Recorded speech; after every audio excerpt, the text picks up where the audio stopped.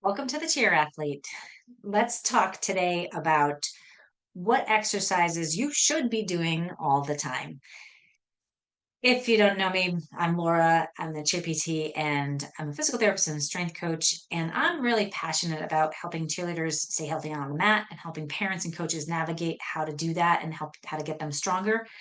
I'm also, you might not know, very passionate about not following a straight up protocol.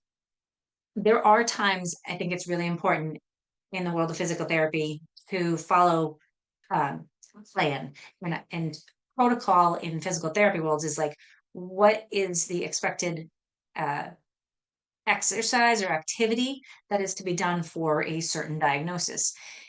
I think this is important post surgery. If you have an ACL reconstruction, it's important to follow the guidelines and progressing as you are getting stronger and as time goes on. For instance, in an ACL typical protocol, they're in a brace for 8 weeks post-op, and they come out of the brace to do physical therapy, do range of motion. And then once they get control of their quads and they can hold that tight and lift their leg up with good control, then they can start to unlock the brace and then they can start to progress out of that once they can have that normal gait. It's somewhere usually in that 6 to 8 week range. Now, sometimes people come in and they have better control in a shorter time frame, and sometimes it takes a little longer.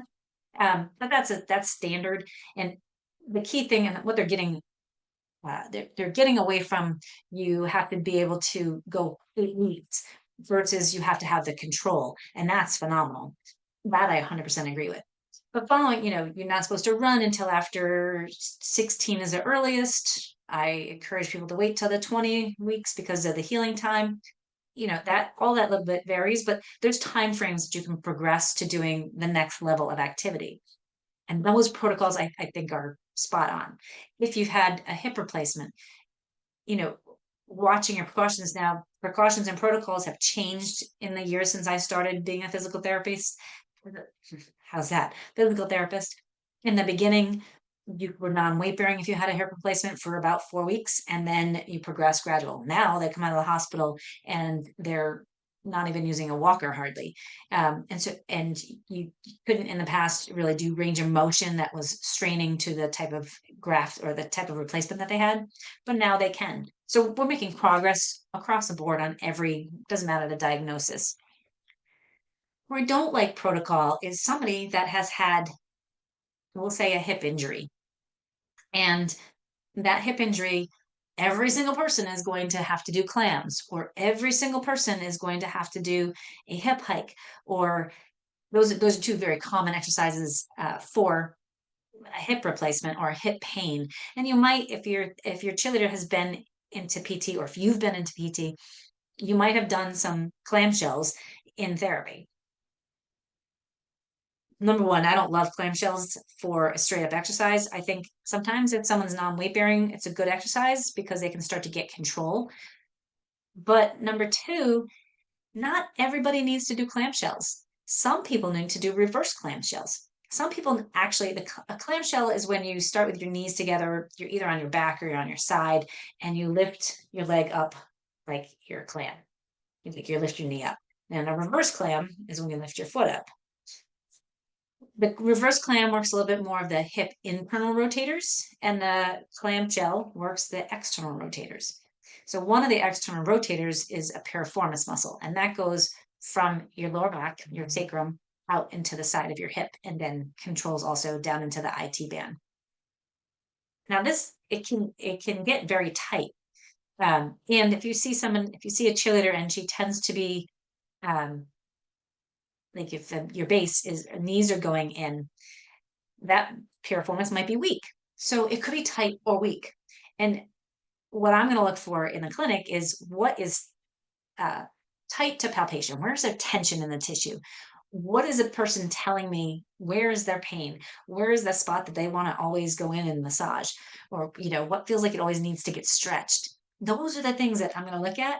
If they always feel like they're tight, then there's something going on in there. And if I can feel that at the same time, then I'm going to look at that and work on that. I do a step beyond that, though. It's not just stretch what's tight, because something could be tight and weak. Now, if we stretch a tight and weak muscle, it just gets weaker.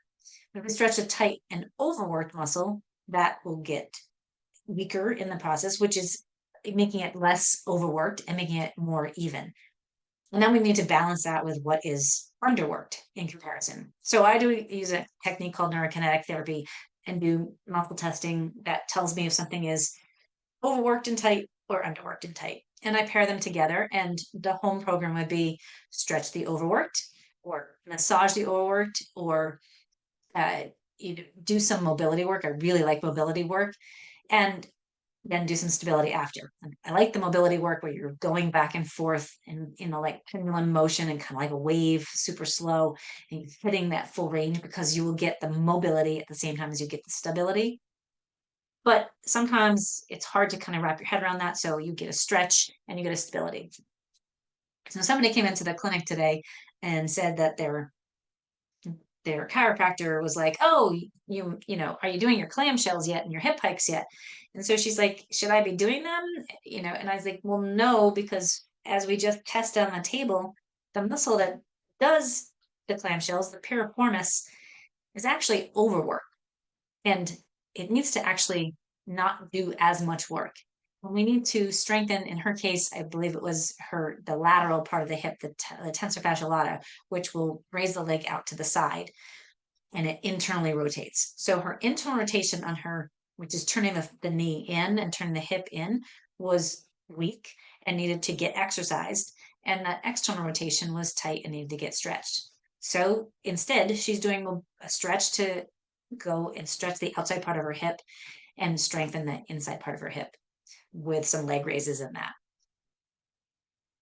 I also, because I don't like she's also doing some exercises in standing and in half kneeling, which is being down on one knee, in which she's rotating her hip and just balancing and working on just being able to hold and balance.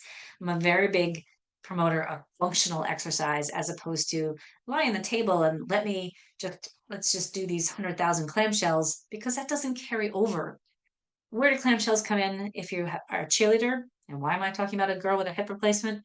Um, on a cheer podcast, all the hip stability, like they're very common exercises. People very much, you want to do butterfly stretches, you want to do straddle stretches because you feel like your inner thighs are tight. And but we're not necessarily doing the strength for the outer part of the hip. So it's always important to look and see, can we balance those muscles? And instead of getting in and just stretching something because I want to get a toe touch, my toe should be higher, so I'm going to stretch a straddle. What maybe you need to be doing is doing some mobility work for the adductors, but at the same time, working on strengthening your hip flexors. Or perhaps you need to stretch your hip internal rotators and strengthen the hip external rotators. You don't know this unless you test, but if you take and you start creating mobility where you're going from one side to the other, or maybe you're going forward and back, or you're going side to side, or if you're in that straddle, you're doing some active work to create motion that goes from one to the other. It's going to hold much better. You're going to balance the muscles much better, and you're going to get better joint control by doing that wave of emotion back and forth through full range. And you're going to be in a functional position. So in half kneeling, that's like balancing on one leg. So for flyers, if they are struggling with staying up and they need that like deep hip stability, that's just not getting the control because and you can see that with their ankles wobbling a lot. Getting stacked up so the knee is directly underneath the hip is directly under the pelvis, the ribs are over the pelvis, and your body is stacked, and the knee isn't inside, it's like straight in line with the hip. If we keep that in line, then you're going to be working and building that centration and that centered position around the hip joint, and it will make you more stable and by doing that, you're going to create better balance on either side. You can do some rotations in that position, which will start to stretch the hip external rotators. You can do some weight shifting back, sitting back towards your heel and coming forward to get some hip flexion into extension, which will help on jumping and will help on getting, if you're going from a load in position and coming up into standing, or if you're doing a co-ed stunt and you need that power, that's going to help that power also. So find movements that take you from one position to the next and let you flow and let you move like a wave. Try to, if it's too much, because it can get confusing and people have to really be in tune to what does it feel like. If you need to stretch something, try and strengthen something on the opposite side of the joint to balance it. And if that's not working, seek help. You can always reach out to me. You can go onto the Neurokinetic Therapy website. I'll leave a link below, and find a provider in your area. They'll get in and test you and start to give you some uh, movements that help to, and exercises that help you to fix what you need to fix, or to help you move better. And not necessarily it has to be fixed, but to actually move and feel better and get things more stable. Um, and if you have something going on both sides, I frequently see people like bilateral hip pain and bilateral knee pain. Their knees are caving in. Like, that means something's going on more up the chain. Whenever something's going on both sides, we're going to look to the core and start to strengthen there. So someone might come in with hip pain and present to me with hip pain, but I'm not necessarily doing the cookie cutter exercises that are common in physical therapy. I might be if they need them and if they are missing that, and that was going to help improve that. But generally, we're going to get up into function. We're going to get into standing. We're going to do more off the table once they get that basic control and they can do that and start to move. And I hope if you go for physical therapy, you talk to your physical therapist about this too.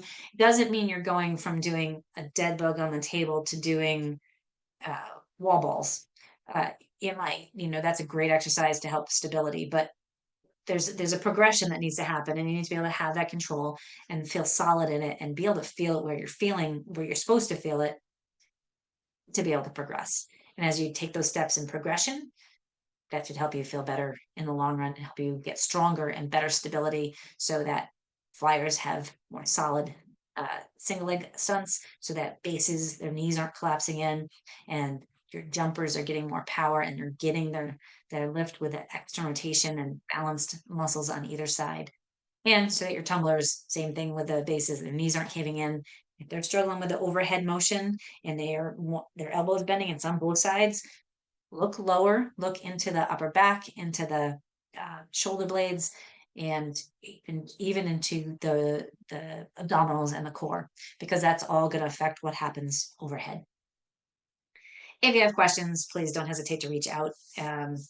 Movement is what I love geeking out on, and this is maybe a little bit geeky material, but I think it's really important to think about the balance between the movement patterns and creating better movement to help you be more stable on a whole.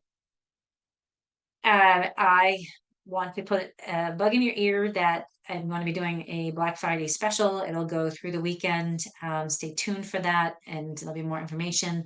Don't have it put together yet, but stay tuned. So make sure you follow and subscribe, and have this on your replay, because I will have it up and ready for next week so that you can start to hear more about it. And I won't give you the details until Black Friday, but the details will be coming. And if you're not on my email list and you want to subscribe to the email list, I'll be dropping out some other hints there, and people on my email list will get a different offer as well, or a secondary offer as well. So stay tuned.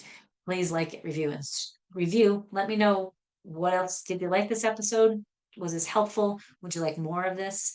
I'd love to know. And always, you can reach out to me on Instagram or on Facebook, the Cheer PT on Instagram, and Laura Turner on Facebook, or I have the Cheer PT also, or the Cheer Athlete on Facebook. So reach out, send me a message, and let me know your questions. Let me know where you're struggling, and let me know how things are going. It's getting towards the end of fall competition season here in Massachusetts, and ramping up into regionals and states. I'd love to know how your kids are doing. Are they enjoying it? Are they finding time to breathe? And how's everything going? I hope you have a great week. Don't forget, when in doubt, breathe it out. Take life one step at a time. And you can do anything you put your mind to. As my friend Drew Kelleher used to say, you're responsible for your own vibes. So go get the day.